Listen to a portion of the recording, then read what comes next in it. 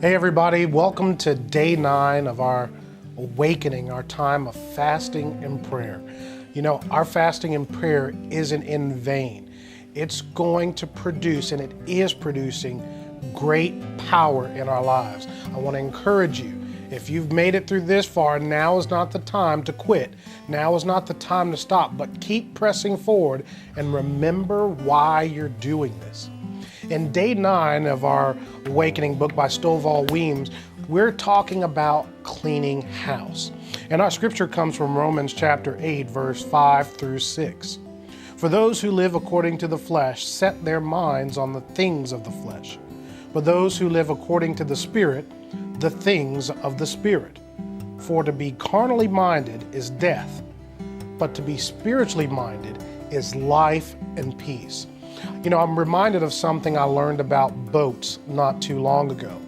And we often look at boats out on the water and, you know, those huge boats, yachts, and we look at how beautiful they are. We see them gliding through the water.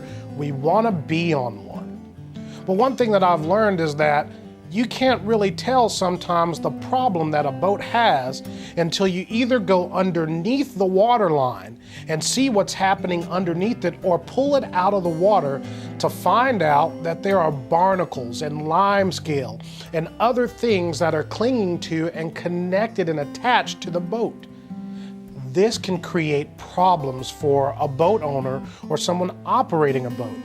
Number one, it drags the more barnacles and the more stuff that's clinging to the bottom of that boat, it drags the boat down deeper in the water, and it makes the responsiveness of the boat a problem. Now, if you're in a bad weather situation, you could see how that'd be a safety hazard. The boat doesn't move through the water like it normally would if the hull was free and clear of barnacles and debris. But it actually takes more engine power in order to make it go forward, and that creates other problems. How about your life? What kinds of things are connecting themselves to you that keep you from gliding forward like that boat that's free of barnacles and debris in the water? What's holding you back from reaching the places that you want to go? Our time of prayer and fasting is the time where we pull that boat out of the water and we see what's happening below the water line. We find out what's going on, and then when we see there's a problem, we can begin to knock those barnacles off. We can begin to clean that lime scale away. See your time of prayer and fasting right now for what it is. A time that God will bring certain things that are in you that have been dusty, that have been put away, that you've moved out of the way because maybe you didn't want to deal with them, or maybe they were just not comfortable to handle. And God brings them forward now for us to deal with those things and to handle them once and for all. I want to read this quote for you from John Piper. One of the reasons for fasting is to know what is in us.